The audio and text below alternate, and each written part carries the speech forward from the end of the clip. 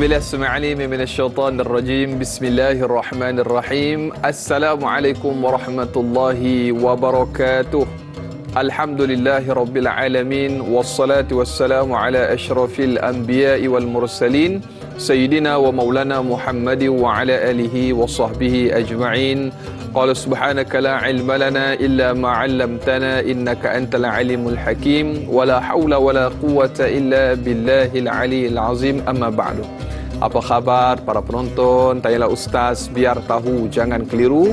Saya mengharapkan walau di mana jua anda semua berada, mudah-mudahan senantiasa dalam keadaan sihat walafiat, dirahmati dan disayangi oleh Allah Subhanahu wa taala. Amin Allahumma amin.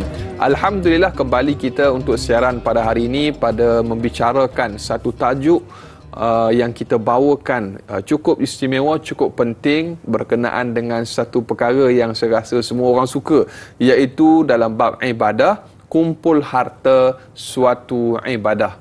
Jadi kepada anda para penonton yang menonton kita pada hari ini, semestinya banyak perkara akan kita diskusikan, kita bicarakan bersama bintang ilmuwan yang kita bawakan, iaitu Al-Fadhil Ustaz Muhammad Ghazali Ibrahim. Assalamualaikum Ustaz. Assalamualaikum warahmatullahi. Kembali kita bersama pada hari ini Ustaz. Masya-Allah, tabarakallah. Banyak benda kita nak cerita ni Ustaz, kumpul harta suatu ibadah. Dan sebagaimana biasa para penonton, anda boleh ataupun ikuti dan juga tonton kami menerusi www.tonton.com.my, tonton secara HD, dan juga boleh ikuti kami menerusi siaran di TV3 dan juga TV9. Dan terima kasih atas sokongan dan juga dukungan anda, dan doa anda sangat kami hajatkan untuk terus diberikan, agar diberikan kekuatan dan juga semangat untuk kami sajikan kepada anda dalam Tanyalah Ustaz. Semestinya tajuk yang menarik setiap hari kita bicarakan, insya-Allah. Baik, Fadil Ustaz, kumpul harta suatu ibadah. Bukan kata Ustaz, saya sendiri pun bila sebut pasal harta ni satu benda yang cukup teruja lah kita katakan. Baik, sebagai satu permulaan ataupun gambaran awal berkenaan dengan kumpul harta satu ibadah ni, yang mana ada orang kata duit bukan segala-galanya, tetapi kalau tak ada duit ni orang kata macam nak mati lah Ustaz, lebih kurang macam tu lah. Jadi nak ubah stigma itu Ustaz. Jadi sebagai satu mukadimah penjelasan awal Ustaz, apakah yang boleh kita faham berkenaan dengan topik kita kumpul harta suatu ibadah Ustaz? Baik. Terima kasih banyak kepada Dai Anas, kepada tuan-tuan puan-puan sidang penonton yang dirahmati Allah sekalian. Assalamualaikum warahmatullahi wabarakatuh. Alhamdulillah wassalatu wassalamu ala Rasulillah. Pertama-tamanya kita syukur banyak-banyak kehadrat Allah Subhanahu wa taala. Allah masih lagi panjangkan umur kita hingga ke hari ini, walaupun belum tentu kita dapat harta ke macam mana ke, tapi Allah beri kita rezeki, nikmat kehidupan, mudah-mudahan kita dapat manfaatkan sungguh-sungguh, dan mudah-mudahan kalau panjang umur, ada rezeki, kita badan sihat, kita boleh buat sesuatu untuk kumpulkan harta kan. Jadi bila sebut harta ni betul lah seperti mana yang Dai Anas sebut tu kan, kadang kita excited semacam tu satu hal, tapi bila kita dah excited semacam tu, kita duk fikir pula banyak harta ni kan macam-macam pula cerita dia, kejap berani kejap takut, kejap berani kejap takut. Tapi itulah situasi harta sebenarnya. Sebab tu Allah sebut dalam Quran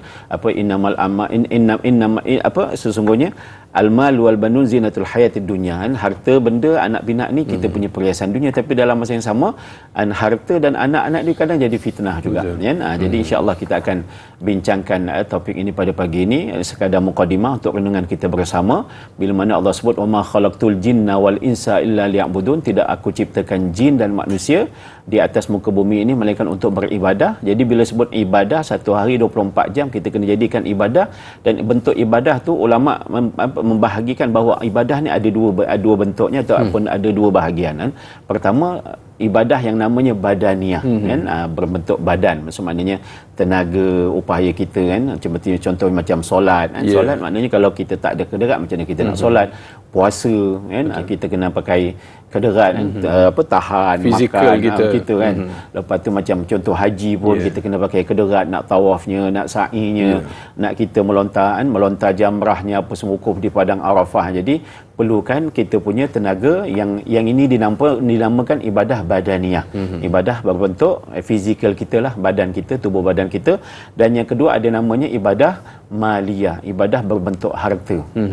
Jadi bila bentuk harta ni apa dia? Contoh macam zakat, kan? Jadi zakat ni kalau kita tak bekerja, kita tak ada harta, macam mana kita nak berzakat? Justru itu kita kena berusaha bekerja. Apa lagi?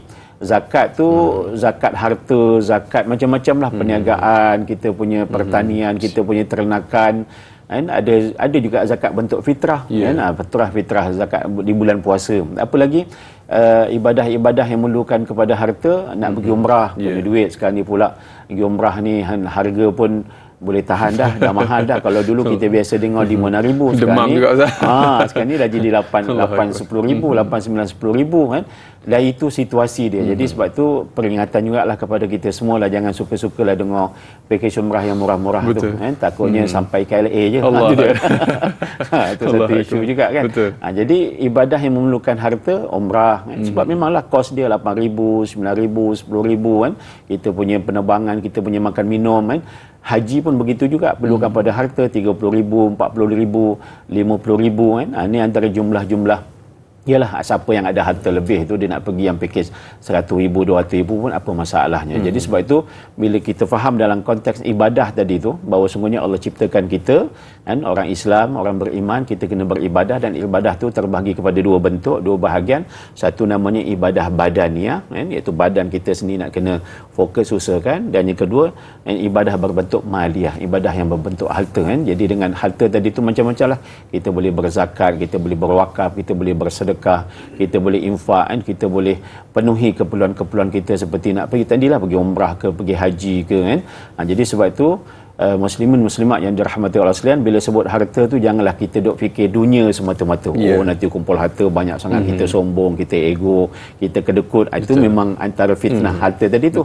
Tapi sebenarnya untuk menjalankan, untuk menyempurnakan ibadah kita pun banyak juga keperluan-keperluan harta di situ. Betul, Ustaz. Baik. Jadi Islam, Ustaz, dia sangat menggalakkan umatnya untuk memiliki harta, baik dari sudut wang ringgit, tanah ataupun barangan. Jadi dengan mengumpul harta juga para penonton, silaturahim sesama keluarga, masyarakat dan negara juga boleh terjaga ataupun boleh dimakmurkan, Ustaz. Jadi bersyukur dengan memiliki harta akan menerbitkan qanaah ataupun kecukupan hidup, yang ini menahan diri daripada meminta-minta kepada makhluk atau berhutang secara tidak langsung membentuk jati diri yang amanah, Ustaz. Itu sebagai khulasah apa yang Ustaz sampaikan tadi. Saya sebutkan, saya simpulkan untuk mukadimah topik pada pagi ini. Dan Ustaz, kita ada soalan daripada sahabat kita di Facebook, Sal Rasid Cik Ci. Silakan.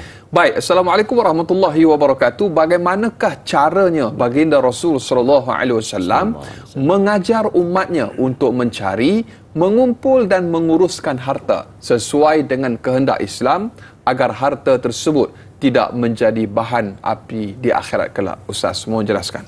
Baik, tuan-tuan dan puan yang dirahmati Allah sekalian, kan? Pernah satu ketika Nabi duduk dengan sahabat-sahabat ni, kan? Duduk dengan sahabat-sahabat, ceritalah sembang-sembang, tiba-tiba lalu seorang pemuda yang badannya tegap lah, segak lah, kan? Tough lah gitu kan. Lalu tapi tak nak join duduk dengan Nabi, kan, ada kerja pula dan sebagainya. Lepas tu ada satu kawan dia kata, apa ni badan besar, badan tough, badan tegak, tapi bila kita umum istihar untuk berjuang fisabilillah, kan, berjihad sama-sama tak nak join, kan. Tu dia. Jadi Nabi pun terus pegang tangan kawan tadi, dan Nabi kata jangan cakap macam tu, kan. Sebab apa? Sebab dia mungkin ada keperluan, dia perlu jaga anak isteri dia, kan, cari nafkah untuk ibu ayah dia mungkin. Dan sesungguhnya bila mana dia bekerja mencari nafkah, kan, sesungguhnya itu pun juga adalah jihad fisabilillah, kan. Jadi jangan kita kata jihad tu berperang saja. Walhal kita cari rezeki ni, cari nafkah yang halal, nak bagi makan anak isteri, kalau kita ada, kan, apa menjaga ibu ayah yang uzur dan sebagainya, kan, ataupun apa-apa lagi lah, kan. Jadi di situ pun sebenarnya merupakan satu, kan, jihad fisabilillah, kan. Sebab apa? Sebab kalau dia tak bekerja mungkin dia akan meminta-minta. Betul. Kan? Bila dah meminta-minta ni satu perkara yang dalam agama sebenarnya tak dituntut juga, kecuali kita benar-benar kita perlu, perlu, kan. Sebab tu dalam pernah satu ketika juga Nabi didatangi oleh seorang sahabat, pegang tangan Nabi, lepas tu dia kata, ya Rasulullah, bagi aku duit zakat. Kan, ni Baitul Mal banyak duit ni, kenapa tak nak bagi aku? Aku ni miskin. Nabi pun pegang tangan dia, Nabi pegang dia punya badan, sebab kamu ni sehat, segak ni, kan. Macam inilah, tak apalah, nanti kalau betul-betul kau dah tak mampu, nanti aku bagi. Tapi aku nak tanya dulu, dekat rumah kau sekarang ni apa yang ada? Jadi sahabat tu beritahulah, aku ada satu bekas air, lepas tu adalah satu sejadah kecil, bawa sini.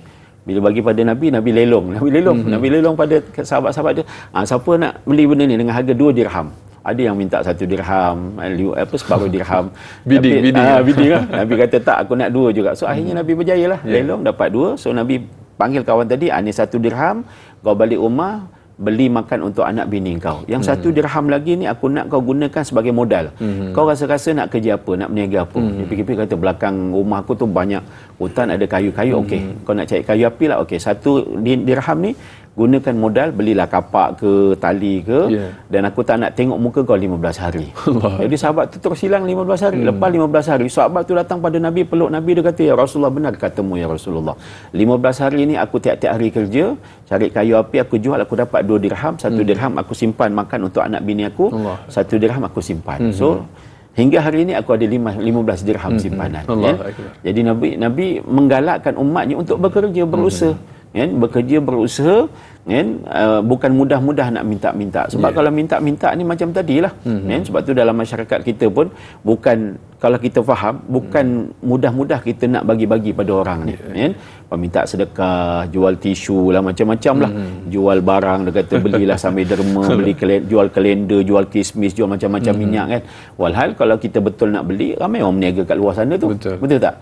Jadi sebab tu bila kita nak menyumbang pun kita kena fikir-fikir. Walaupun memang betul ini sedekah kita, ini sumbangan kita kan, Allah akan ganjari kita, tapi tidak sewenang-wenangnya untuk kita menggalakkan orang meminta-minta. Justru itu apa daripada 2 kisah yang saya sempat sebutkan tadi itu sebenarnya menjadi panduan kepada kita bahawa memang Nabi menggalakkan umatnya berusaha, bekerja, mencari harta, menyimpan harta, gunakan harta sebaik-baiknya. Ustaz, nak cari kayu. Ini cerita Ramli Ustaz.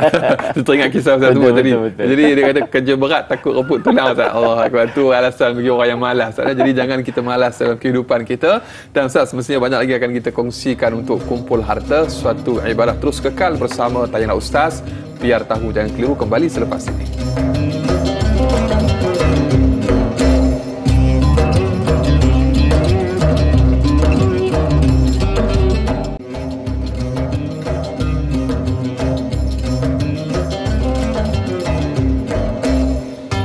Alhamdulillah, kembali bersama dengan Taira Ustaz. Biar tahu jangan keliru. Para penonton, ibu-ibu, ayah-ayah bakal penghuni syurga Allah Subhanahu wa taala. Amin insya-Allah. Alhamdulillah, kita masih lagi pada membicarakan topik pada pagi ini, ibadah, kumpul harta, suatu ibadah, bersama dengan Al-Fadhil Ustaz Muhammad Ghazali Ibrahim. Dan kita nak teruskan lagi Ustaz. Dengan izin Ustaz, soalan yang berikutnya daripada Nurul Hidayah Saifuddin di Facebook. Bagaimanakah yang dikatakan mengumpul harta yang sia-sia di dunia dan akhirat? Apakah ciri-ciri harta yang tidak membawa kita ke syurga, Ustaz? Allahu Akbar. Apa yang pernah disebut dalam Quran, satu ayat. Dan ayat ni Nabi sampaikan pada para sahabat yang berniaga, yang berjuang bahawa harta ni memang kita kena berusaha lah untuk mencari, untuk mendapatkannya. Sebab hidup kita ni pun ada keperluan, makan minum kita kan. Sedang dalam masa yang sama ada ibadah yang perlu daripada harta yang kita perlu lakukan kan. Pernah satu ketika sahabat pun bertanya kepada Rasulullah, ya Rasulullah, kami ni nak berzakat, nak bersedekah, nak berwakaf ni macam mana kan? Memang kami ada harta, tapi mana yang kami nak kena dahulukan dulu kan? Maka kan Allah Nabi pun rujuklah kepada Allah Subhanahu Wa Taala, yasalunaka madza yunfikun. Dan sahabat-sahabatku semua bertanya kepadaku macam mana nak menginfakkan harta ni sebagainya. Jadi Allah sendiri jawab, qulil afu. Nyatakan kepada mereka bahawa setelah selesai keperluan makan, minum, pakai, tempat tinggal, anak-anak kita, macam-macam keperluan dia, sekolah lah apa semua, rawatan, pengangkutan, ada lebih. Contohlah, jadilah katalah kita punya gaji 5,000, keperluan kita gedebak-gedebuk, contoh katalah 3,500. So kita ada lebih 1,500. Jadi yang 1,500 tu daripada jumlah itulah. Kalau nak berzakat, zakatlah. Kalau kita nak berwakaf, wakaflah. Kalau kita nak bersedekah, bersedekahlah. Kalau kita nak menginfakkan harta, infakkan hartalah. Jadi ini satu konsep yang memang Nabi tu bukan sekadar menggalakkan kita ni umatnya mencari harta, tapi Nabi ajar mengguna harta macam mana, nak infakkan harta macam, sebab kita tak nak orang tu excited sangat, dapat 5,000 dia sedekahkan. Lepas tu dia pula tadah tangan. Tadah tangan doa tak apa. Ya Allah, aku dah infakkan 5,000 tadi tu. Tapi tadangan tepi jalan. Minta sedekah. Kita tak nak macam tu kan. Jadi dalam situasi tu akhirnya kita pun kadang excited lah mencari harta, tapi macam mana? Adakah nanti harta yang kita dapat ni kan, boleh digunakan di dunia sampai ke akhirat ataupun bagaimana. Itu yang datang harta yang sia-sia dan sebagainya. Sebab itu Allah pun ada sebut dalam Quran, orang macam manakah yang dia ni sentiasa perniagaannya Allah berkati, usahanya Allah berkati, iaitu orang yang tidak lalai dengan dari mengingati Allah Subhanahu Wa Taala. Rijalul la tulhim tijaratun wala bai'un an zikrillah. Jadi ciri-ciri orang yang memang berjaya dunia akhirat ni, kalau dia berniaga, harta dia banyak, kalau dia bekerja, berusaha jadi konsultan dan sebagainya, macam dari Anas kan bagi motivasi, ya, manalah tahu one day nanti kan tersuruh kita. Jadi tak jadi masalah. Maknanya dengan kepakaran, dengan kemahiran masing-masing, bekerja dia, berusaha dia sampai dia boleh mengumpul harta tadi tu dia tak jatuh dosa. Harta tu tak dosa. Yang dosa siapa? Orang yang mencari harta tu. Kalau dia mencari harta dengan cara yang tak betul, kan, haram, kan, kata nak dapatkan projek tu dia rasuah, contoh kan, ataupun kan dia pergi sailang projek orang ni, contohlah istilah-istilah sekarang ni kan. So dekat situ maknanya bila dia dah dapat dah harta yang dia nak tadi tu, 10 juta ke berapa juta, tapi dengan cara yang tak betul, maka kat situ tidak ada keberkatan, bahkan ditakuti harta yang dia dapat tadi tu haram lah. Sebab dia peroleh dengan cara yang haram. Kan?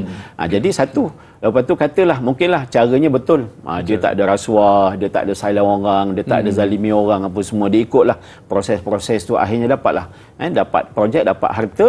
Tapi harta bila dah banyak tadi tu, dulu masa duit dia sikit, mungkin dia cakap, oh nanti aku bila duit banyak nanti aku nak pergi Mekah lah, duit banyak nanti aku nak bersedekah lah, contoh kan. Tapi bila dah duit banyak, dia lupa diri, lupa nak pergi Mekah tadi dia sebut, lupa nak bersedekah tadi dia sebut, lupa nak bayar hutang dia sebut kan. Jadi akhirnya lagi takutnya apa dia, dengan harta yang banyak tadi tu menjauhkan dia diri lagi daripada Allah Subhanahu Wa Taala. Elok dulu masa miskin, bukan sembahyang 5 waktu je, 5 waktu tepat pada waktu. Qabliyah, ba'diyah dia buat lagi, sembahyang duhanya lagi dia buat lagi, kan, sembahyang duha bukan 2, 8 kan, 12 tu contoh bukan kan, kaleng-kaleng kan, bukan kaleng-kaleng, tahajudnya lagi kan, bangun setengah Quran tak usah ceritalah dia baca macam mana, bersedekah dia. Tapi bila dah banyak harta, semayang dah start masbuk. Lepas tu start main jamak-jamak je, Shah Alam Kelang jamak, tu dia kan. Tu kan jamak, macam mana kita tahu kaedah jamak dia kan. Jadi akhirnya dia dah makin jauh, lupa nak bersedekah, lupa itu, dia enjoy sana enjoy sini kan. Jadi sebab itu bila cara mendapatkan harta pun tak betul, bila dah dapat harta pun mengurus harta tadi tak betul, sampai kita jauh daripada perintah Allah Subhanahu Wa Taala. Itulah antara harta yang digambarkan bahawa harta tu harta yang sia-sia kan. Jadi sebab itu kita nak kena jaga sungguh-sungguh, beringat sungguh-sungguh dalam mencari harta tadi tu. Memang Allah suruh kita cari harta, Nabi pun suruh, tapi dalam mencari harta tu caranya kena betul kan. Lepas tu bila dah dapat harta tadi tu, gunakan harta tadi tu sebaik-baiknya kan. Dan janganlah disebabkan harta yang banyak tadi tu sibuk meeting sana meeting sini, sampai sembahyangnya, sampai kewajipan apa tak jaga kita punya macam prinsip-prinsip agama, campur aduk dengan orang, duduk kat kelab malam lah, apa semua meeting dengan minta maaf lah cerita-cerita yang berlaku dalam masyarakat dengan araknya, dengan maksiatnya apa semua. Itu nak mendapatkan dah satu hal, bila dah dapat dah satu hal pula kan. Jadi kita sama-sama beringat, sebab kalau kita tidak beringat maka ditakuti nanti harta yang kita miliki tadi itu tidak ada keberkatannya. Bahkan itulah harta yang sia-sia, bukan kita makin dekat dengan Allah, bahkan kita makin jauh kan. Jadi sebab itu kita nak kena banyak berjaga-jaga di situ. Semakin bertambah harta dalam milikan kita, sepatutnya semakin kita hampir dan dekat kepada Allah. Tetapi kalau semakin bertambah harta kita, semakin jauh daripada Allah, kata orang kampung, then there must be something wrong, Ustaz. Mungkin ada sesuatu yang tak kena di situ, Ustaz. Baik, jadi kita nak teruskan, Ustaz, dengan soalan yang berikutnya. Nanti keluar bahasa macam-macam hari ni, Ustaz. Baik, Rab dia seru di Facebook untuk soalan yang berikutnya. Saya ingin bertanya, Ustaz, bagaimanakah untuk memelihara hubungan dengan Allah dan hubungan sesama manusia agar ibadah manusia tidak akan terjejas disebabkan harta? Adakah kesempurnaan ibadah berkait rapat dengan harta? Mohon penjelasan Ustaz. Baik, memang Allah pun ada sebut duribat alaihim zillatu aina ma thuqifu illa bihablin minallah wa hablin minan nas. kita ni bila mana kita tak jaga hubungan dengan Allah, tak jaga hubungan dengan manusia, maka kita akan binasa. Jadi salah satunya dengan harta. Dengan harta ni sebenarnya kita boleh kemaskinikan hubungan kita dengan Allah, dan kita boleh kemaskini bagi cantik hubungan kita dengan manusia, kan? Contoh macam tadilah, dengan harta bila mana kita nak beribadah, contoh kita nak tempat ruang solat yang selesa, kita buatlah ruang solat yang selesa. Itulah masjid surau kita pun alhamdulillah hari ni kapet pun tebal, bila sujud tu boleh suasana Mekah dengan Madinah tu ada yang decoration bagus lah, bentuk raudhah tu, raudhahnya lagi dengan sejuknya, dengan mikrofon speaker bagus, betul kan? Jadi bila kita nakkan keselesaan dalam beribadah, perlukan harta. Betul. Jadi bila ada harta tadi tu dengan tempat solat, ruang solat kita yang kemas, cantik, indah apa semua, dia akan kata orang membelai lagi hati kita untuk terus berhubung dengan Allah Subhanahu Wa Taala melalui ibadah-ibadah yang kita kerjakan. Begitu juga dengan hubungan sesama manusia. Kan? Bila kita ada harta tadi itu, kita boleh bantu. Mungkin orang tu bukan orang miskin, kan? Jiran tetangga kita mungkin bukan orang miskin, ialah duduk kawasan pun bukan kaleng-kaleng kan, rumah pun bayar pun 5-10 ribu sebulan contoh kan. Jadi sudah pasti rumahnya mewah lah. Jadi sudah pasti jiran tetangga kita bukan orang miskin, tapi mungkin dengan harta kita ni kita boleh belikan sesuatu kan. Katalah dengar cerita orang sebelah ni dapat menantu ke, lepas tu dapat cucu ke, dia jemput kita pergi rumah dia untuk kendara kan. Jadi kita hadiahkan dia sesuatu, bunga ke, kek ke, duit ke, tak salah. Jadi dengan duit tadi tu, dengan harta tadi tu, kita boleh mengeratkan hubungan sesama manusia walaupun dia bukan orang miskin, kan? Sebab tu dalam istilah kita nak memberi harta ni nak kena tahu sedekah. Contoh salam, ustaz lepas ceramah je salam, kan? Ustaz ni sedekah saya. Alamak, kita pun terkejut, nak ambil tak ambil ni, betul tak kan? Sebab sedekah ni bukan untuk orang biasa-biasa. Sedekah ni untuk orang miskin lah, orang fakir, kan. Jadi istilah tu kita nak kena faham. Tapi bila awak dah sebut sedekah, ustaz tu ambil lah, tapi tak berani nak masuk poket. Betul tak? Tak berani nak minum air. Kan kena panjangkan dekat orang, kan. Jadi hadiah, sebutlah hadiah, ustaz ni hadiah daripada saya, ini sumbangan daripada saya, kan. Sebab Nabi pun pernah diuji, betul tak kan? Yang pernah satu ketika tu Nabi nak masuk ke Mekah. Masa tu Salman Al-Farisi kalau tak silap. Dia ni memang dah tunggu lama sangat nak jumpa Nabi ni. Itu yang bila dengar cerita Nabi sampai saja, dia masa tu dia panjat pokok kurma tu. Dia mengelongsor turun sampai koyak rabak dia punya dada, tak heran. Dia nak jumpa sangat Nabi. Itu yang mula-mula dia tahu Nabi ni tak makan sedekah, tapi Nabi makan hadiah. Itu yang Nabi ambil hadiah tu. Jadi kurma tu dia bagi pada Nabi, ya Rasulullah, ini sedekah dariku. Nabi ambil lah. Nabi ambil, tapi Nabi bagi pada sahabat-sahabat dia miskin. Tu dia confirm lah. Lepas tu lagi satu, ditukar daripada sedekah tadi, Salman tukar ke, inilah hadiah dariku. Barulah Nabi ambil, Nabi makan sikit. Lepas tu Nabi offer kawan-kawan makan. Jadi dalam situasi ni, memang harta ni, kalau kita faham situasi ataupun konsep harta tadi tu, memang kita boleh gunakan dia untuk apa? Untuk mendekatkan diri kepada Allah SWT dan mendekatkan diri sesama manusia. Jadi jelaslah. Jadi kalau kita ni dah ada harta ataupun tujuan kita mendapatkan harta, mencari harta tadi tu, tapi kita tak faham konsep harta tu, so akhirnya bila kita dapat duit tu, kita dah mula sibuk kan dengan dunia kita masing-masing. Betul lah, mungkin kita sponsor satu kampung pergi umrah, 100 orang, 200 orang, tapi dalam masa yang sama kita ni makin jauh daripada Allah. Tak pergi masjid, tak pergi surau kan. Tapi memang sponsor lah orang masjid tu pergi masjid, pergi surau, pergi umrah ke, ataupun orang masjid tu ada kenduri kendara malam Jumaat, dia sponsor lah begini.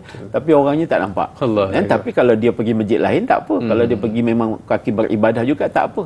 Cumanya macam tadilah, dia jadikan harta tadi tu semata-mata untuk kononnya menjaga hubungan sesama manusia, tapi dalam masa yang sama dia lupa hubungan dia sesama Allah. Sebab tu dalam istilah kita hari ni kadang ada yang sebut, aku ni minta maaf lah, aku ni tak rajin solat. Tu dia. Tapi aku sedekah. Tu dia. Sedekah Jumaat, aku niaga maju, aku hantar orang pergi umrah. Contohlah. Jadi bila kita dengar istilah kata-kata macam tadi tu, kita pun kadang jadi macam, alamak, macam mana nak cakap, confuse kejap, confuse kan. Sebab kalau dia faham, sesungguhnya kalau dia faham kan, betul lah engkau pergi hantar orang pergi umrah ke, sebab engkau tadi dah niat, betul. Tapi dalam masa yang sama, kau lupa ke yang beri kau harta sampai kau boleh hantar orang pergi umrah tu siapa sebenarnya? Allah Subhanahu Wa Taala. Jadi kenapa kau tak jaga pula hubungan dengan Allah? Sedangkan dalam Quran pun Allah ada sebut, aqimus solah wa atuz zakah. Dirikan solat, tunaikan zakat. So digandingkan solat dengan zakat, digandingkan solat dengan amalan-amalan bersedekah dan sebagainya. Itu nak menandakan kalau kita rajin bersedekah, rajin menginfakkan harta, tapi tidak mendirikan solat, so takut-takutnya yang banyak-banyak tadi itu pun Allah tak terima. Kan? Itu sebagai peringatan kepada kita semualah. Alhamdulillah, mudah-mudahan terjawab soalan sahabat kita yang bertanya. Jadi jaga hablum minan nas wa hablum minallah. Itu dua tu perlu kita jaga betul-betul. InsyaAllah Ustaz, banyak lagi akan kita kongsikan untuk kumpul harta suatu ibadah. Berjeda seketika, kembali selepas ini. Tayalah Ustaz, biar tahu jangan keliru.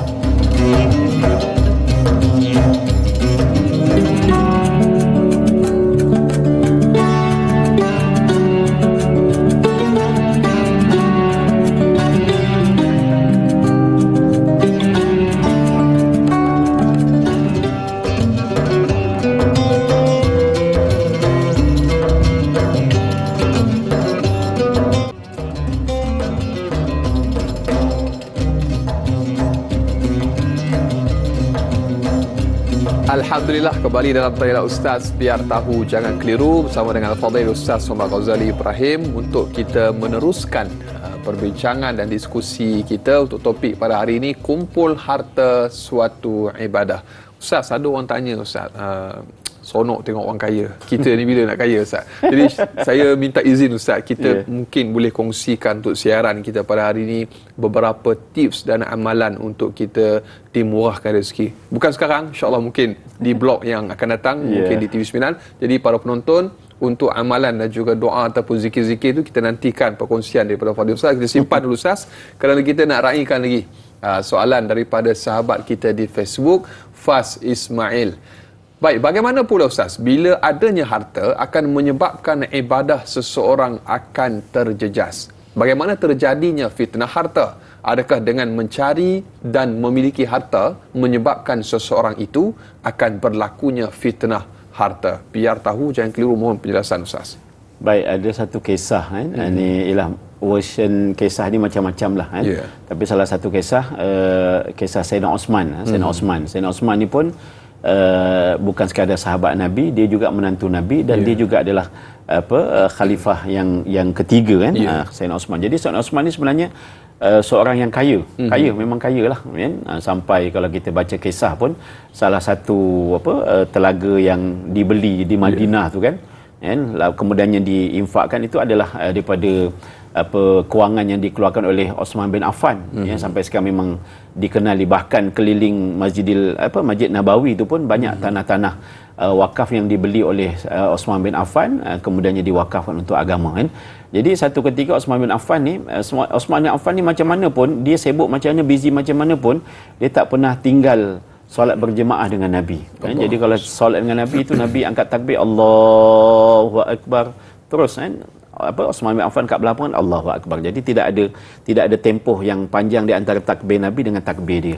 Tiba-tiba satu ketika ni Sayyidina Osman balik berniaga, dia ikatlah unta kat luar masjid tu ikat luar masjid.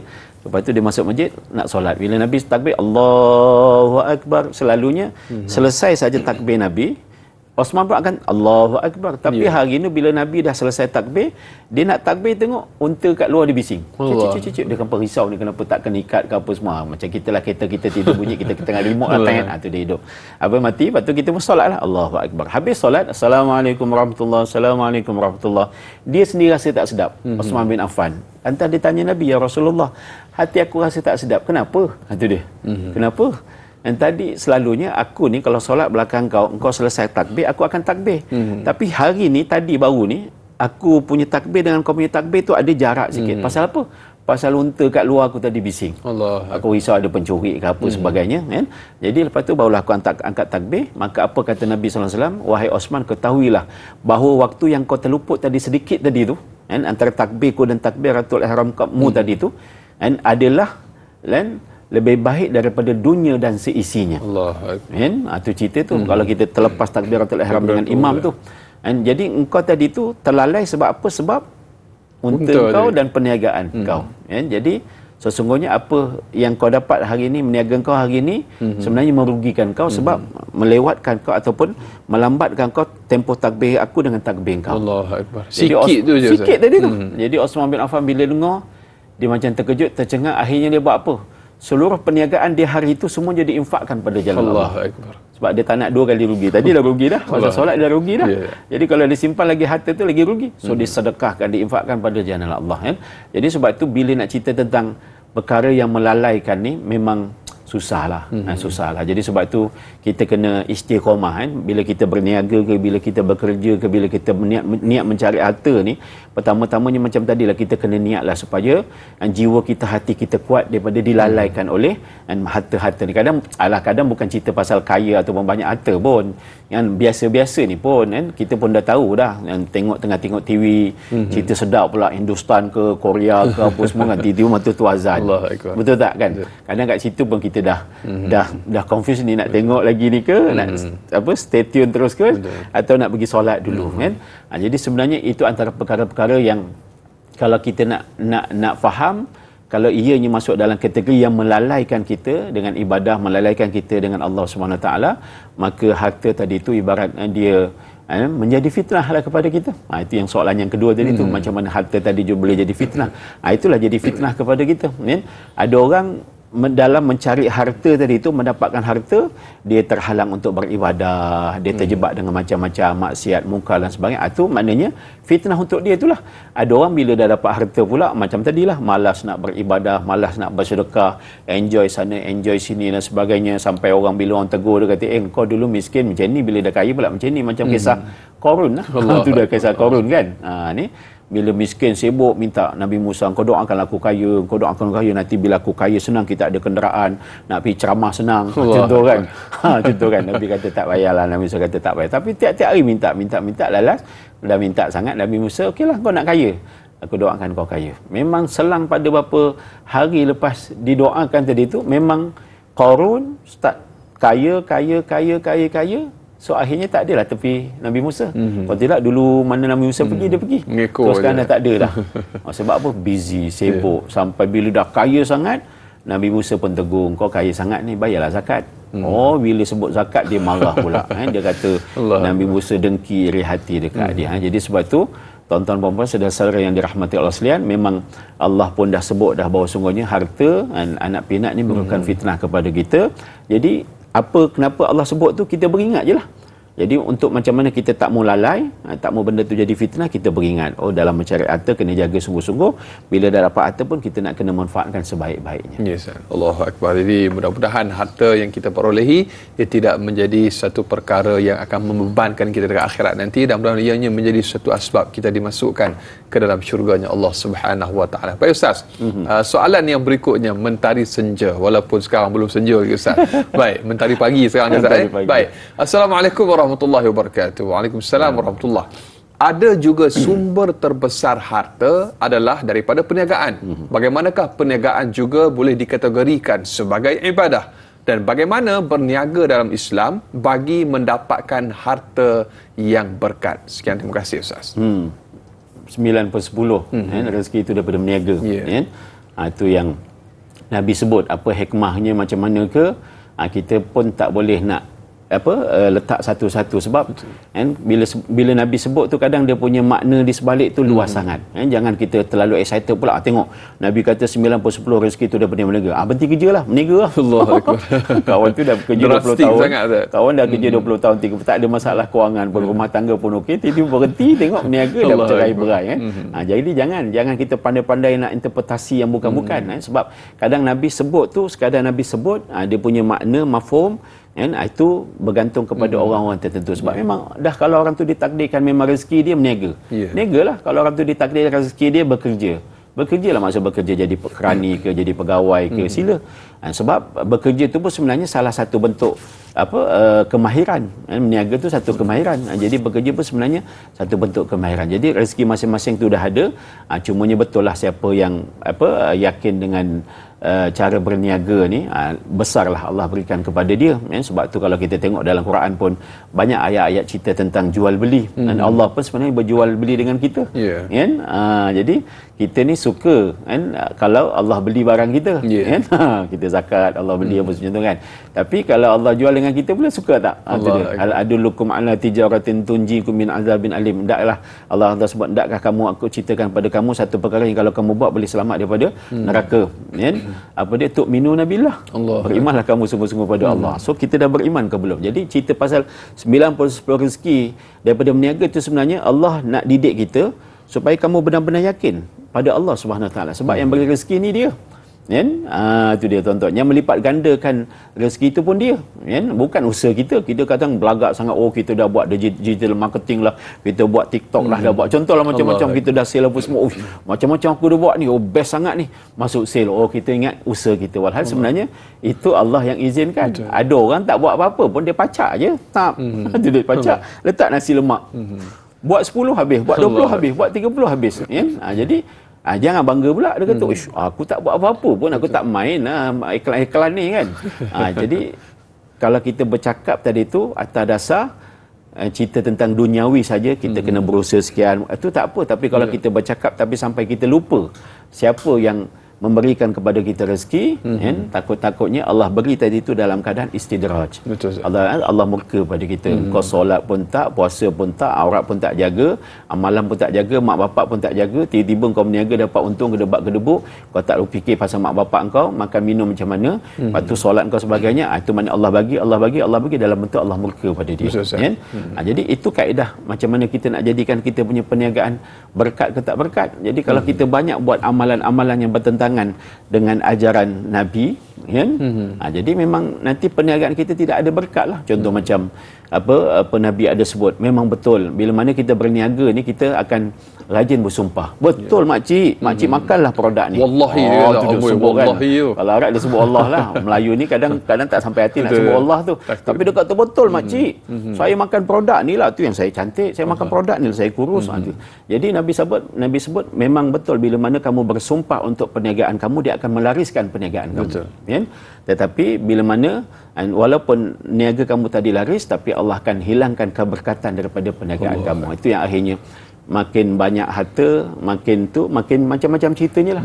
Nak nunjuk, nak belagak, nak itu dan sebagainya, amalan tak ke mana dan sebagainya. Jadi sebab itu betul, Islam pun menggalak kita berniaga, Nabi pun berniaga.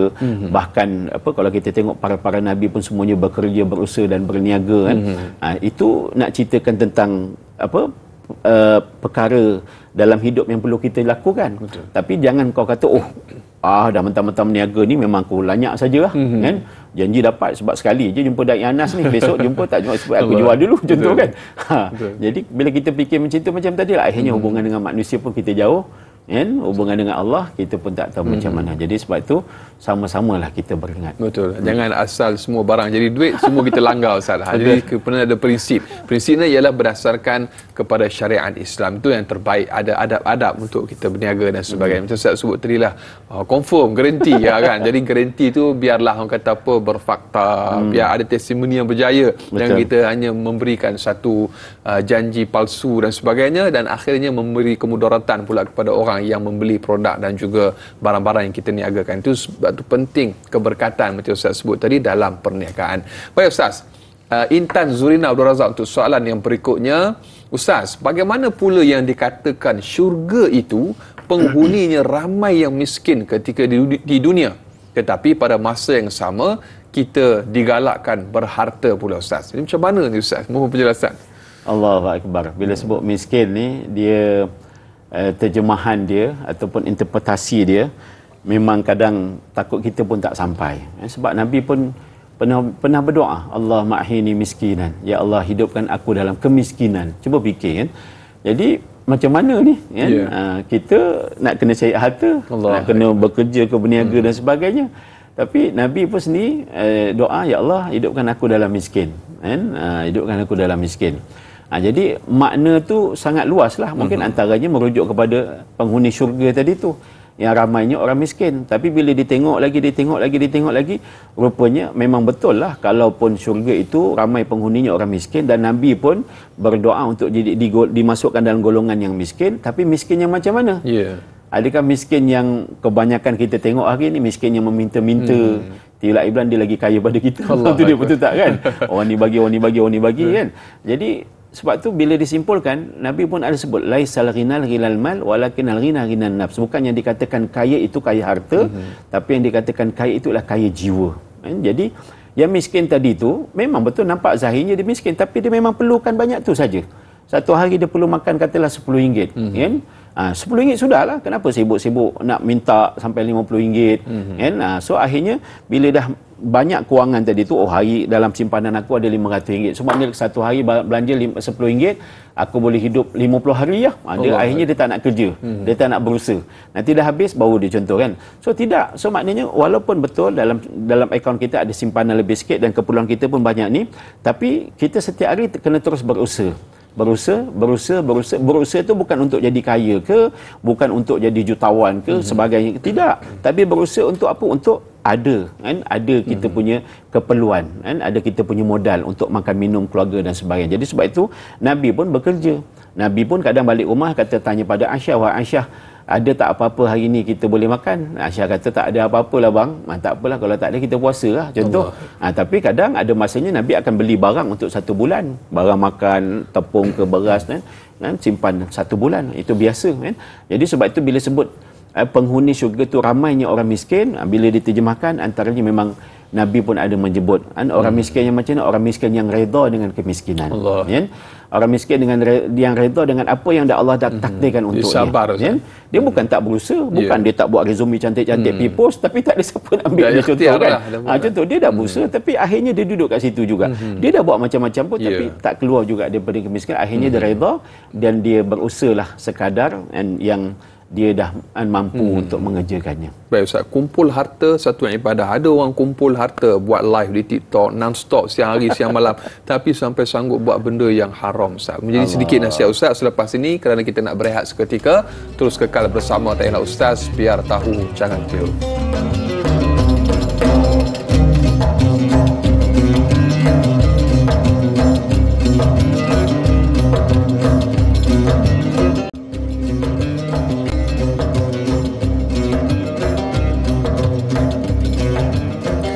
Alhamdulillah, terima kasih dan terima kasih para penonton, ibu-ibu, ayah-ayah bakal penghuni syurga Allah Subhanahu Wa Taala. Kurang lebih sejam kita bersiaran semestinya dalam Tayalah Ustaz, biar tahu jangan keliru. Masih lagi kita bersama Ustaz Muhammad Ghazali Ibrahim untuk topik kumpul harta suatu ibadah. Ustaz, panjang lebar telah pun kita bicarakan. Ada banyak lagi soalan yang masuk pada kita ni dan kita nak raikan. Baik, kita ada soalan daripada Fatin Syuhaidah. Soalan Ustaz, bagaimanakah jika seseorang itu mengumpul harta kekayaan dan suka bersedekah tetapi lupa atau memandang remeh untuk membayar zakat yang sepatutnya? Dan yang kedua, bagaimana pula dengan harta yang bercampur dengan perkara-perkara syubhat? Adakah kita boleh menerima pemberian itu? Dan kenalah dengan soalan tadi sebelum kita berehat Ustaz, buat live dekat TikTok dan sebagainya, bisnes, tapi sampai sanggup buat benda yang dilarang oleh Allah Subhanahu Wa Taala. Jadi sedikit bicara, adakah perkara itu juga dikira sebagai syubhat Ustaz? Sedikit baik.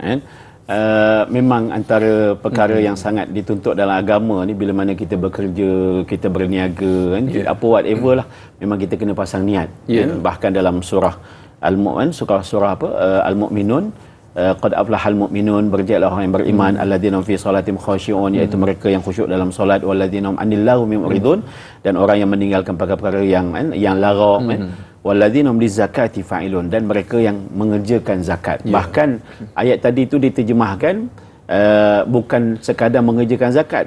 Masa dia bekerja tadi tu, masa dia mula berniaga tu, dia dah niat apa dia? Niat untuk berzakat. Sebab kalau dia tak bekerja, kalau dia tak berusaha, dia tak berniaga, dia tak ada harta. Bila tak ada harta, jangan cerita pasal zakat, kan? Bahkan nak bagi makanan, nak minum pun tak boleh, kan? Sebab apa? Sebab tak ada harta, kan? Jadi sebab itu dalam agama ni memang dituntut. Apa tujuan kau berniaga? Apa tujuan kau bekerja? Oh, nak ada harta, kan? So nanti dah ada harta nak buat apa? Nak berzakat. Nafkah tu dah wajib lah, contoh. Jadi sebab tu dalam situasi begini, dia kena faham lah bila mana kita ni berniaga. Sebab tu Sayyidina Umar ni dia marah kepada orang yang berniaga tapi tak ada ilmu. Dia bukan pasal ilmu perniagaan tu saja. Ilmu perniagaan macam marketing ke apa semua, bukan itu saja. Sayyidina Umar kadang dia pergi pasar-pasar, orang berniaga gandum contoh, kan. Saja sambil-sambil sembang tu Sayyidina Umar masukkan tangan dia. Masukkan tangan dia, kan. Dia buat apa? Dia seluk bawah tu, dia tengok rupanya ada gandum yang basah, atas tu gandum yang kering. bawah tu gandum yang basah. Tapi bila dia timbang dia akan cedok sekali. Yang kering yang basah tu dia Kaut cedok, yang bawah dia kaut. yang Jadi kering. bila basah beratlah. Betul tak? Kan? Jadi Nabi, Sayyidina Umar marah ni. Memang zaman Nabi ada pun Nabi dah marah dah. Jadi Sayyidina Umar kata, engkau ni ikut kursus tak berniaga? Bukan ikut kursus yang usahawan tu. Ni bab agama ni. Tahu tak jual beli hukum, jual beli barang yang kau jual beli macam mana? Jadi kalau tak, jangan berniaga. Tuan-tuan, itu antara dia. Jadi sebab tu bila kita berniaga ni, kita ada kena ilmu perniagaan dalam Islam. Apa bentuk dia, syarat-syarat dia, rukun dia, jual beli dia. Contoh macam akad saya jual saya beli ke, kan? Walaupun sebahagian mengatakan itu adalah sunat. Contoh, tapi paling tidak digitulah, kan? Contoh kalau tidak jenuh kita pakai air tu kan, vending machine tu kan masuk duit tu kan, nak akad tu saya beli biasa tu kata saya jual tu dia kan. Jenuh kalau ada tu jenuh juga kan. Jadi kita nak kena faham situasi tadi tu, kenapa kita berniaga dan sebagainya, supaya apa? Supaya bila kita dah dapat untung, kita dah dapat duit, kita tak lupa tentang kewajipan-kewajipan. Walaupun kita banyak melakukan perkara yang sunat, sedekah sana sampai sekarang ni istilah sedekah subuh lah, zuhur tak nak sedekah, subuh pula dah. Itu dia tuan-tuan kan. Tak apalah, sedekah ni bila-bila pun. Yang diceritakan sedekah subuh tu sebab malam tadi tu kita hidup, kita tidur, so bangun pagi tu boleh hidup, so sedekah lah contoh kan. Sebab tak nak, konon tak nak jadi macam apa orang munafik dalam surah Al-Munafikun, laula akhartani ila ajalin qarib fa asaddaqa wa akum minas salihin. Ya Allah, kenapa kalau nak matikan aku tak bagi tahu dulu, bagi tahulah supaya aku boleh bersedekah dan sebagainya kan. Jadi bermakna kita nak kena faham situasi tadi kan. Bila dapat setiap bulan katalah kita bekerja, kita berniaga, hujung bulan kita dapat kita punya untung, dengan duit yang kita dapat tu kena selesaikan dulu. Kita punya urusan-urusan yang wajib kan, bayar hutangnya contoh, beri duit kepada mak ayah kita. Lepas tu kan, walaupun zakat tadi bentuknya setahun sekali, tapi zakat tu boleh dipecahkan. Katalah zakat kita setahun 10,000, kita pecahkan lah, mungkin sebulan tu 500. Jadi kalau tiap-tiap bulan kita dah bayar sikit-sikit, ujung tahun kita tak ada berat lah. Bahkan ibadah zakat ni satu ibadah, kalau kita tengok perbahasan, kita boleh advance. Kita berniaga, katalah okey, tahun ni kita punya berniaga untung bagus, kita punya zakat 100,000, tak apalah saya bayar zakat untuk 3 tahun. Tahun depannya sekali. Sampai ke tahap tu zakat, makna zakat tu satu ibadah yang kita boleh advance kan. Tapi solat tak boleh advance. Boleh solat. Jamak qasar je boleh Ustaz. Kita sembahyang seminggu lepas tu seminggu rehat, tak boleh kan. Jadi zakat boleh begitu. So katalah tahun depan tiba-tiba berniaga dia rugi.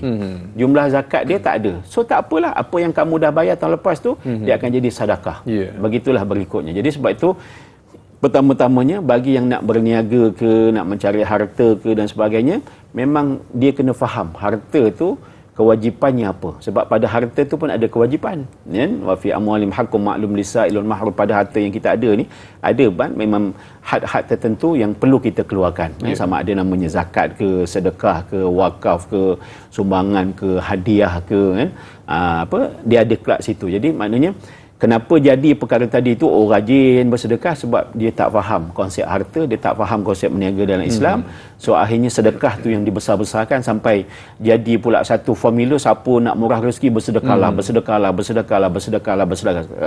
Sedangkan ramai saja yang sedekah tak jadi apa pun, sebab sedekah tu maknanya banyak. Kalau kita tengok apa yang Nabi sebut, sedekah tu boleh menyembuhkan penyakit. Hasinu amwalakum bizakah wadawu mardhakum bisadaqah. Rawatilah sakit kamu dengan sedekah. Apalagi nak panjang umur, banyakkan sedekah.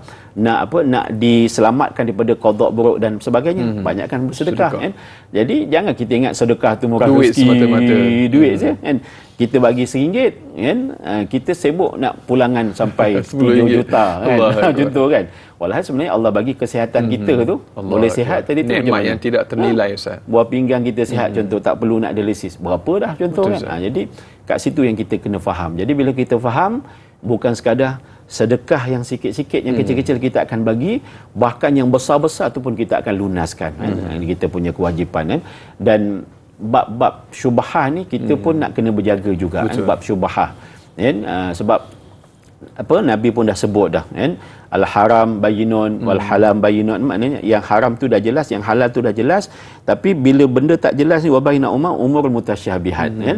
Jadi perkara yang tak jelas itulah mensyubhah, dan syubhah ni akan menjurus kepada yang haram. Syubhah ni kalau banyak dia jadi yang haram jugalah kan. Jadi sebab tu kita nak kena berjaga. Macam tadilah engkau nak melariskan perniagaan kau buat TikTok lah, buat marketing lah, tak salah pun, memang itu barang yang biasa orang buat, tapi berpada-padalah.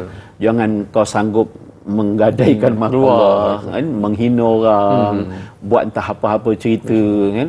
keluarga kita aman damai tentram, tiba-tiba kau buat topik lain pula saja, nak menjentik ke nak apa ke kan, orang pun tengok apa hal contoh kan. Jadi bila you dah buat macam benda-benda tadi itu semata-mata nak melariskan kita punya perniagaan, takut dia termasuk dalam bab tadi itulah yang Nabi sebut betul, bila mana kamu bersumpah ke apa ke, kamu buat marketing bukan dia akan melariskan perniagaan kamu, tapi barakatnya tak ada. Dia bad marketing tu is also marketing, kata orang kampung kan.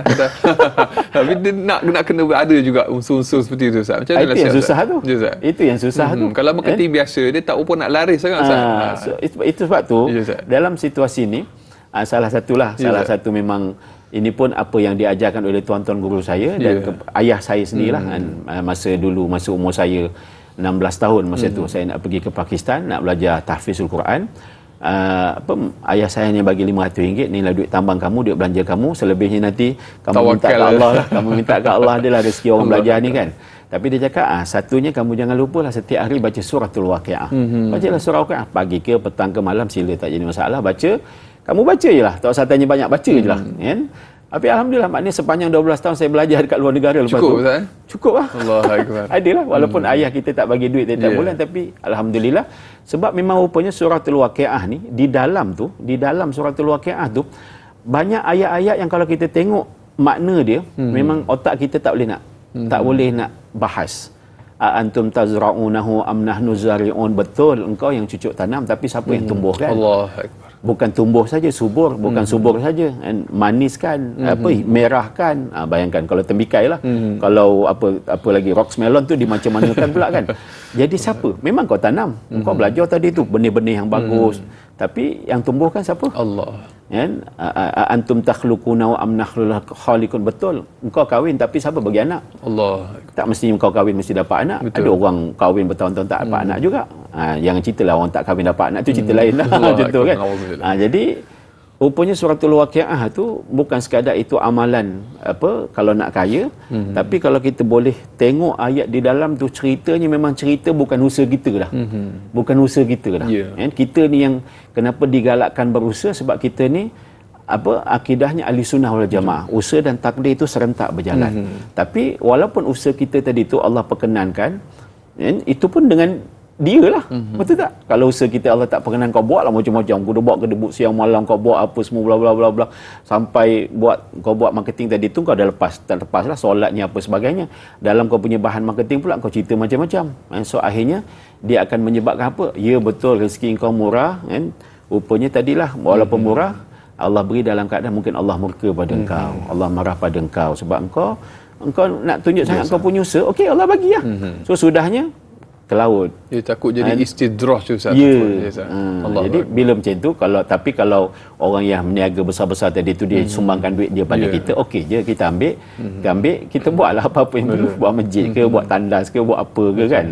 Tak ada salah pun, sebab kita pun tak nak menghukum apa yang dia buat tu haram kan.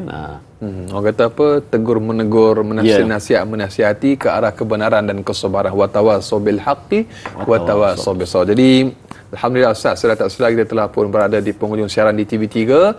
Jadi kepada anda para penonton yang mungkin terlepas siaran kita daripada awal, jangan lupa untuk catch up semula siaran Tanya Ustaz di aplikasi Tonton dengan muat turun dan langgan sekarang. Jangan tunggu lagi. Dan Ustaz, banyak lagi akan kita bicarakan untuk tajuk Kumpul Harta Suatu Ibadah. Kita tamat di TV3, kita akan sambung lanjutan 30 minit siaran tambahan di TV9. Tanya Ustaz, biar tahu jangan keliru.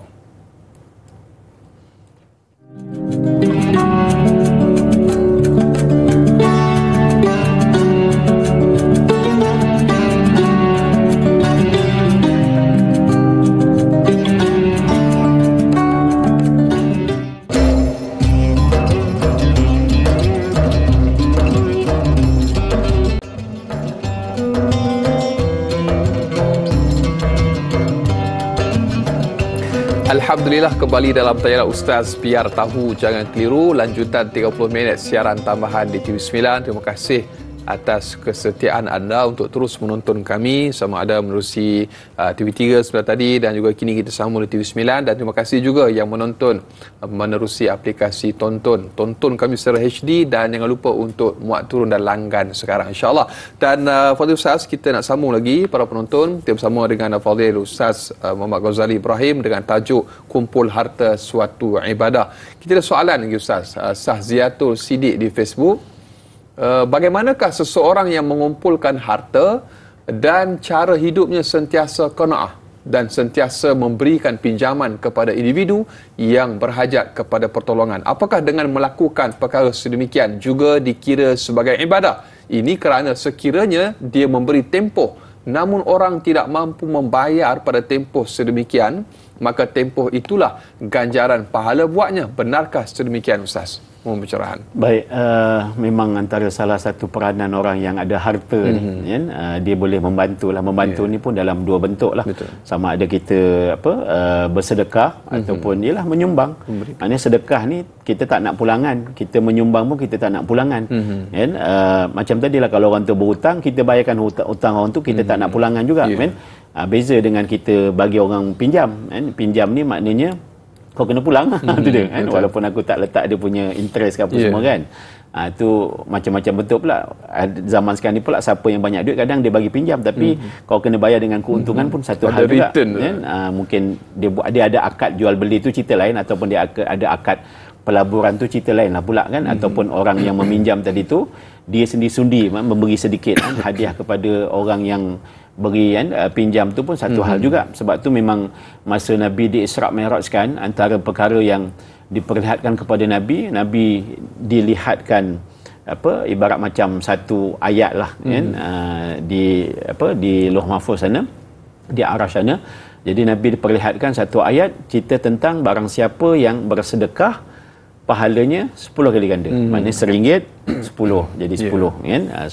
Dan barang siapa yang memberi pinjam kepada seseorang, maka pahalanya 18 kali ganda. Allah, lagi banyak Ustaz. Pahalanya 18 kali ganda. Kalau tak silap macam itulah. Ini pun ada diceritakan dalam tengoklah hadis-hadis yang kita baca kan, hadis-hadis tentang Isra' Mi'raj ini pun ada berbagai-bagai yang merawikannya. Jadi salah satu yang saya terbaca itu macam itulah.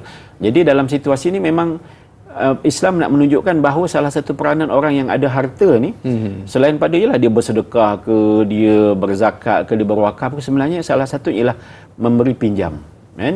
Cuma dalam bentuk pinjaman dia tadi tu, pinjam macam mana, walaupun Quran tersebut qardhan hasanah kan, pinjaman hutang yang baik. Hutang yang baik tu maknanya kalau RM10 bayar balik RM10 lah. Itu terjemahan dalam bentuk dia punya teorinya ataupun teknikalnya. Tapi dalam bentuk dia punya kalau kita tengok kerohanian dia, macam tadilah orang yang orang ni memang memerlukan anak-anak sekolah ke apa semua, okeylah diberilah satu bentuk satu jumlah 1,000 ke 2,000 ke 3,000 pun dengan perjanjian macam mana nak bayar balik ke apa semua contoh kan. So okeylah, alhamdulillah kan. Dan bila mana orang tadi tu sepatutnya janji sebulan, tiba-tiba jadi sebulan setengah ke macam mana ke, janji sebulan nak bayar selonggok tapi rupanya tak ada rezeki, bayar separuh dulu ke. Jadi perkara ini kalaulah si peminjam tadi tu dia pun berlapang dada dan dia pun bertolak ansur, kan? So mudah-mudahan itu akan jadi dia punya kebajikan jugalah. Dia dah tak ambil untung pun dalam pinjaman tersebut. Tapi macam tadi dia bagi tempoh. Orang tadi pun bukan dia ngada-ngada cek pasal tiba-tiba tak boleh nak bayar ke apa semua. Memang kita pun nampak dia pun berterus terang. Jadi dalam situasi ini, sebab tu yang kita tengok kebaikan daripada memberi pinjam tadi tu. Itulah antara bentuknya. Mana akan lahir lagi daripada budi pekerti, dia rasa kemaafan, kehalusan, bertolak ansur dan sebagainya. Walaupun dalam bab hukum hutang ni dahsyat. Imam Malik ni dia businessman, dia berniaga juga. So bila ada kawan-kawan dia pinjam duit, bayangkan orang kata okey, kalau bagi pinjam RM10, pulangkan balik RM11, RM1 tu riba. Contoh kan.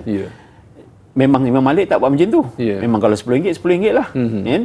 Tapi dahsyat tak dahsyatnya Imam Malik ni, tiba-tiba katalah dia tengah berjalan, dia akan lalu depan rumah orang yang dia bagi hutang tadi tu. Imam Malik akan pergi jauh. Sebab apa? Imam Malik tak nak bagi dia malu.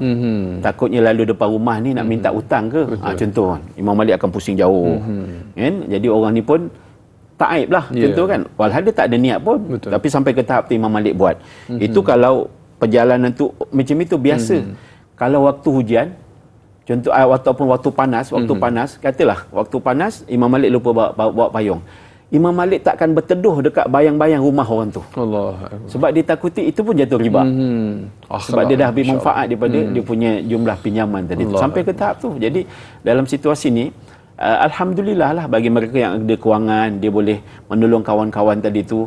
So dia kena faham ini mungkin salah satu caranya untuk aku macam tadi lah.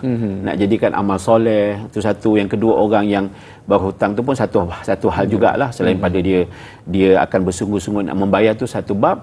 Tapi dengan orang yang bagi hutang tadi tu, kalau dia bertasamuh, dia tolak ansur, dia beri masa, apa-apa hal kita bawa bincang dan sebagainya, janganlah dikarenakan dia memang dah berniat nak menolong orang berhutang ni, tiba-tiba hati dia makin lama makin keras. Kan? Walhal tadi hidup dia qanaah, hidup dia sederhana. Qanaah tu maknanya bukan miskin sangatlah kan.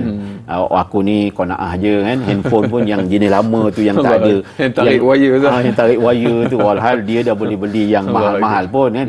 Jadi janganlah sampai ke tahap tu. Maknanya dia kena up to date jugalah. Janganlah ketinggalan zaman sampai dia kata, patutlah dia kaya, handphone pun contoh dah.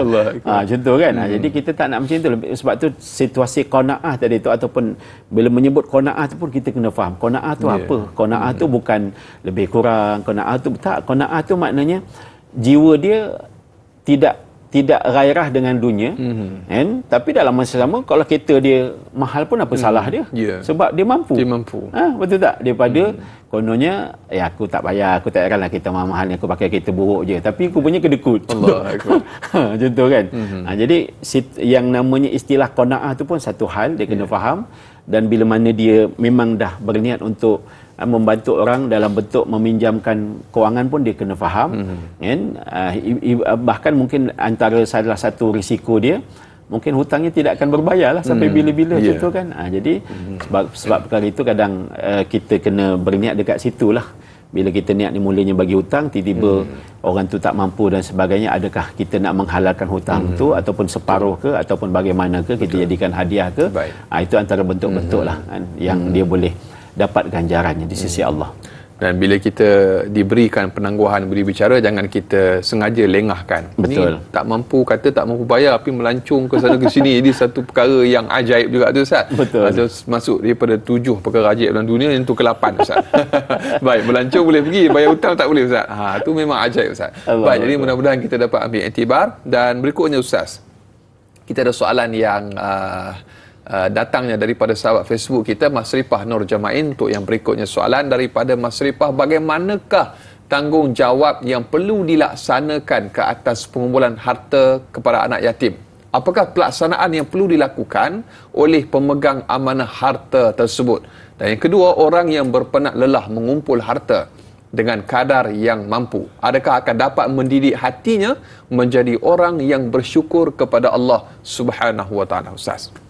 Baik, cerita tentang anak yatim ni ialah, kadang anak yatim ni dia bukan anak yatim semua miskin. Contoh kan, ialah bapak dia mungkin hartanya banyak, dia meninggal. So maknanya anak tu di bawah umur balik, so anak yatim lah. Sebab tu siapa yang menjaga? Si ibu lah tadi, kan? Isteri kepada si mati lah yang jaga. Jadi bila meninggal, katalah adalah harta ditinggalkan 2 juta ke 3 juta ke kan. Jadi harta tadi tu, satu kena faham, walaupun katalah harta tadi tu memang telah dihibahkan ke, telah diarahkan ke, ataupun telah dibuat bentuk simpanan harta untuk si anak tadi tu, ataupun dibelikan aset untuk si anak tadi tu. Jadi harta-harta tadi tu, jangan lupa, walaupun si pemiliknya tadi tu anak di bawah umur balik, harta tadi tu kalau dah cukup syarat dia, sampai masanya kena zakat juga. Kalau simpanan, kena keluarkan zakat dia. Kalau keperniagaan, kena keluarkan zakat dia juga. Satu. Jadi ini tanggungjawab siapa? Tanggungjawab pemegang amanah tadi lah, si ibu tadi tu. Itu satu. Lepas tu, yang kedua, harta yang ditinggalkan oleh si bapa tadi tu, pemegang amanah sepatutnya boleh menggunakan harta tadi tu untuk pengurusan anak lah, sekolah dan sebagainya boleh.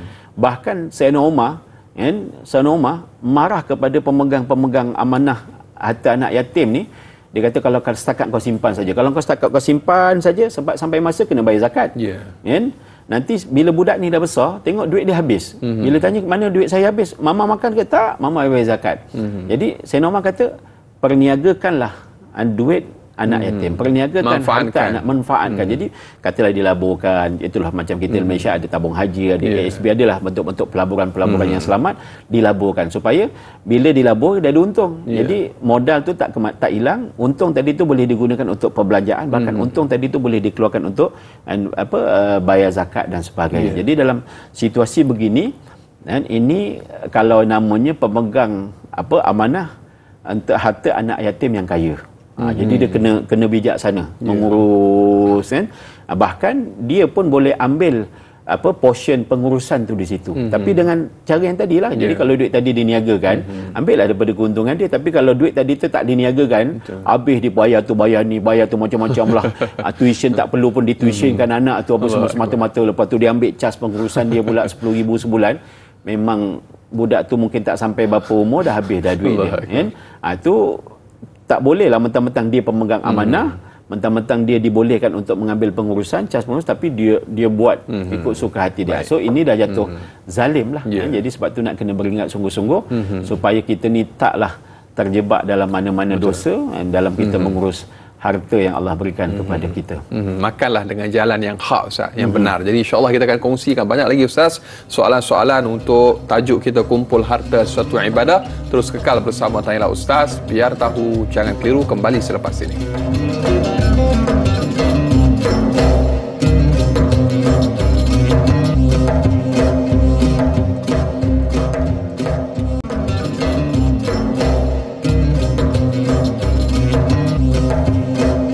Alhamdulillah, sehingga ke hujung siaran semestinya dalam Tanyalah Ustaz, biar tahu jangan keliru. Para penonton, ibu-ibu, ayah-ayah bakal penghuni syurga Allah Subhanahu Wa Taala, kita masih lagi bersama Ustaz Muhammad Ghazali Ibrahim untuk topik kumpul harta suatu ibadah.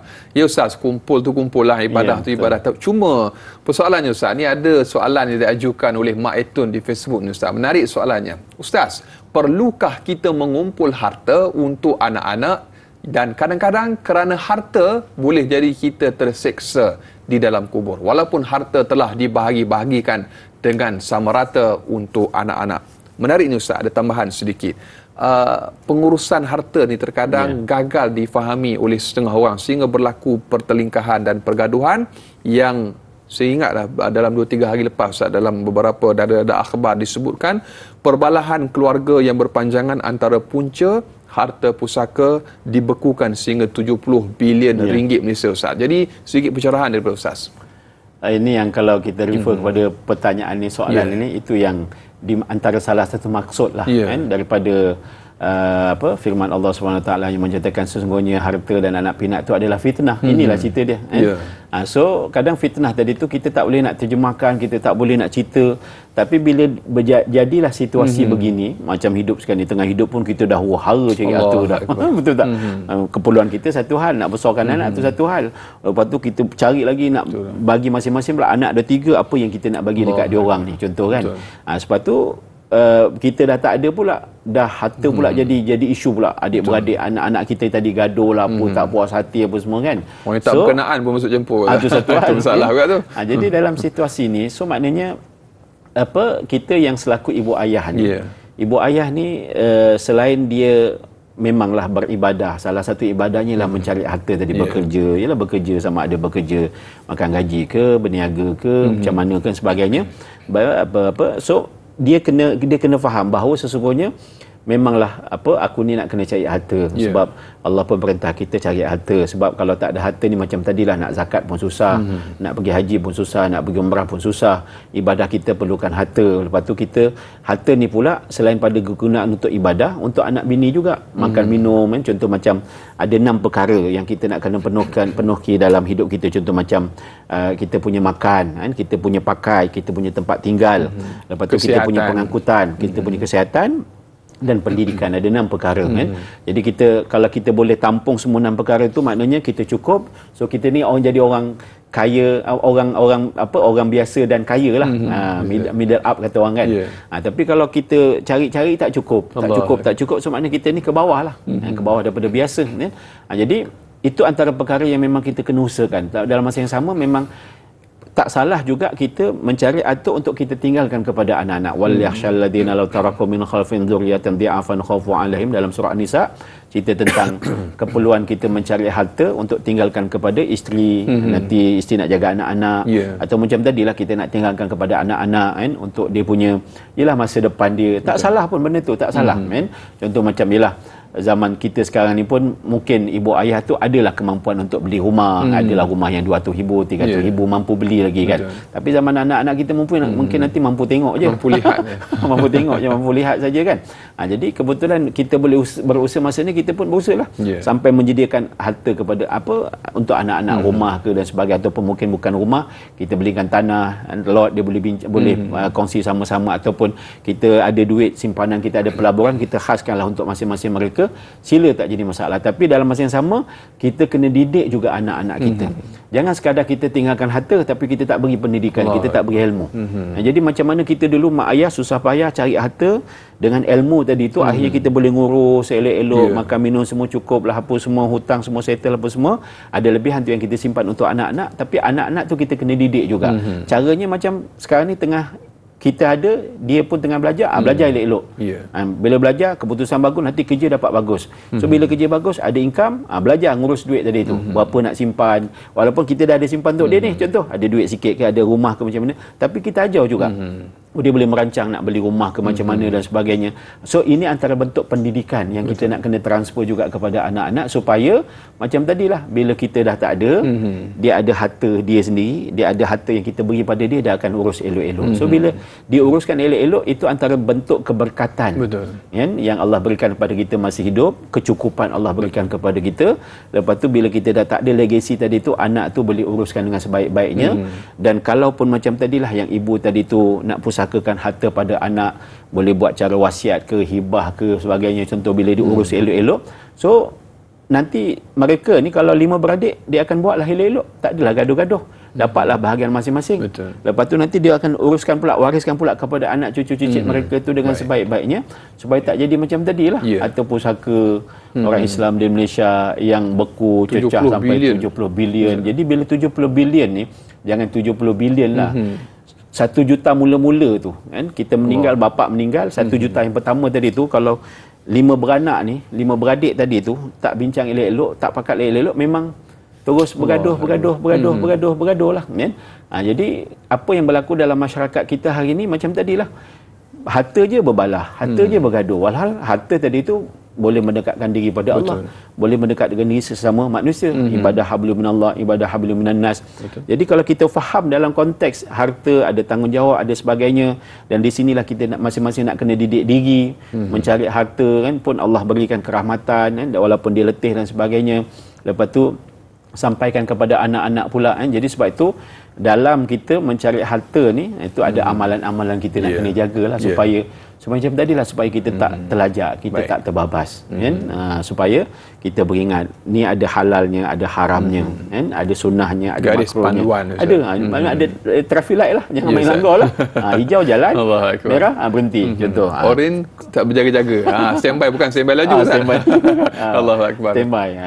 Itu yang kita nak kena tanamkan dalam diri kita, dalam diri anak-anak kita. Baik Ustaz. Dan Ustaz, terakhir Ustaz, bila sebut tentang kumpul harta suatu ibadah, amalan Ustaz, mungkin ada beberapa amalan, zikir-zikir untuk dimurahkan rezeki, ataupun dibukalah pintu rezeki untuk diluaskan, dilapangkan rezeki. Kadang-kadang hidup ni terasa sempit. Bukan kita dah tak, kita dah buat ibadah. Tapi dia ada sesuatu yang seolah-olah macam halangan Ustaz. Mungkin ada beberapa amalan dan juga tip dari Ustaz. Dia kalau untuk perkara yang memang kita dah sampai ke satu limit tu, susah sangat, keras sangat, beban sangat kan, dan mungkin kita sedang berusahakan apa-apa perkara berniaga ke, bekerja ke, deal projek dan sebagainya. Jadi ni antara yang diajarkan oleh guru-guru saya lah juga. So bila kita ada time-time yang kita nak khusus tadi tu, antaranya mungkin kita boleh buat solat taubat 2 rakaat. Solat taubat lah, sebab kita ni pun tak tahu dosa-dosa apa banyak, kan. insya-Allah. So dah selesai taubat, solat taubat 2 rakaat, kita istighfar 100 kali. Istighfar astagfirullahalazim, astagfirullahalazim, astagfirullahalazim 100 kali. Sebab istighfar ni dia akan menghapuskan yang kita punya dosa-dosa, kesilapan-kesilapan yang kita sedar tak sedar. Lepas tu kita selawat 100 kali, Allahumma salli ala Sayyidina Muhammad wa ala Sayyidina Muhammad. Ambil yang pendek-pendek saja. Sebab dengan selawat ni pula dia akan membukalah apa-apa yang meniaga kita ke, rezeki kita yang tertangguh ke, yang macam mana tersekat, dia akan buka. Kan? Lepas tu buatlah solat hajat pula. Solat hajat 2 rakaat. Jadi solat hajat tu memang kita dah hajat. Jangan kita kata masa nak niat, masa nak takbir tu niat tu kita pasang hajat, ataupun orang kata masa kita sujud last tu kita pasang hajat. Sebenarnya solat hajat tu memang kita dah khusus dah untuk perkara tersebut. So kita solat je lah. 2 rakaat. Lepas tu kalau rajin lagi, ini zikir yang dibaca ataupun zikir yang diamalkan oleh Nabi Isa. Nabi Isa, Nabi Isa salah satu kelebihan, dia boleh menghidupkan orang mati. Dia pergi kubur, bawa dia punya pengikut, dia baca doa tu, orang mati tu boleh hidup. So maknanya kalau kita bersungguh-sungguh, ni seperti mana yang orang tua-tua dulu cerita, kalau kita amalkan zikir ni, kunyit tu kalau kita tanam, amal zikir ni buka jadi emas. Allah. Dulu tapi saya belum jadi buat lah, kan. Tu yakin tak yakin lah. So boleh dalam kitab-kitab pun ada zikir ni, dia ada 5 perkara. 5 ni perkataan lah. Ya Qadim, Ya Daim, Ya Ahad, Ya Wahid, Ya Samad. Ya Qadim, Ya Daim, Ya Ahad, Ya Wahid, Ya Samad. Baca zikir ni 100 kali lah. Nak lebih pun sila, tak ada masalah. Saya kunci Ustaz. Saya kunci Ustaz. Itu amalan mahal tu Ustaz. Allahu Akbar. Jadi kalau boleh buat, mudah-mudahan Allah akan mudahkan kita punya usaha mencari rezeki dan sebagainya, insya-Allah. Insya-Allah. Jadi mudah-mudahan apa yang kita dengar dapat kita sama-sama amalkan dan juga sampaikan. Amalan yang telah pun dikongsikan oleh Ustaz, sama-sama kita amalkan, mudah-mudahan bermanfaat untuk kita. Dan Ustaz, kita telah pun sampai ke penghujung siaran kita pada pagi ini untuk topik kumpul harta suatu ibadah. Seminit terakhir untuk sedikit kesimpulan ataupun pelan tindakan topik yang kita bicarakan pada hari ini, Ustaz. Pertama-tamanya, kita bila sebut harta ni, kita jangan lupa harta ni bukan kita punya. Harta ni semua Allah yang punya. Lillahi ma fis samawati wa ma apa yang ada dekat langit, dekat bumi, semua Allah punya. Walaupun sekarang ni nama kita, betul lah, akaun tu nama kita, betul tak, kereta tu nama kita, motor nama kita, rumah nama kita, tapi itu hanya sekadar di dunia. Hakikat realiti sebenarnya, hakikatnya adalah Allah yang punya. Jadi bila kita dah tahu Allah yang punya, kita berusaha, Allah bagi pinjam untuk kita guna. Jadi guna elok supaya jangan nanti ditanya, kau guna macam mana, kau guna macam mana, aku dah bagi, kau tamak ke, engkau kedekut ke, engkau membazir ke. Jadi bila mana kita dah faham bahawa harta ni Allah yang punya, Allah beri, kita gunakan sebaik-baiknya. Untuk apa? Untuk kita dekatkan diri lagi kepada Dia. Sebab tu harta tadi tu boleh jadi ibadah bila kita mencari, mengguna, menyimpan dengan sebaik-baiknya. Dan terakhir Ustaz, kita minta Ustaz tutup dengan sedikit doa. Semoga Allah Subhanahu Wa Taala memberkati kita, insya-Allah Ustaz. A'udzubillahi minasyaitonirrajim. Bismillahirrahmanirrahim. Alhamdulillahirabbil alamin. Wassalatu wassalamu ala asyrafil anbiya'i wal mursalin wa ala alihi wa sahbihi ajma'in. Allahumma lana dhunubana wa liwalidayna warhamhuma kama rabbayana saghira. Wa li jami'il muslimina wal muslimat wal mu'minina wal mu'minat bi rahmatika ya arhamar rahimin. Allahumma inna nas'aluka an tarzuqna rizqan halalan wasi'an tayyiban mubarakan min ghairi ta'abin wala masyaqqatin wala darin wala nasabin innaka ala kulli syai'in qadir. Rabbana atina fid dunya hasanah wa fil akhirati hasanah wa qina azaban nar. Walhamdulillahi rabbil alamin. Taqabbalallahu minkum. Wa minkum taqabbal ya karim. Alhamdulillah, sekali lagi jazakallah khair kepada Fadil Ustaz Muhammad Ghazali Ibrahim. Satu perkongsian yang cukup menarik daripada Fadil Ustaz berkenaan dengan kumpul harta suatu ibadah. Saudara, mana milik kita? Tidak ada milik kita, semuanya milik Allah Subhanahu Wa Taala. Jadi ayuh sama-sama kita tangguhkan pengajian kita, majlis ilmu kita pada pagi ini dengan kafaratul majlis dan suratul asr. Subhanakallahumma wa bihamdika asyhadu an la ilaha illa anta astaghfiruka wa atubu ilaik. Bismillahirrahmanirrahim. Wal 'asr.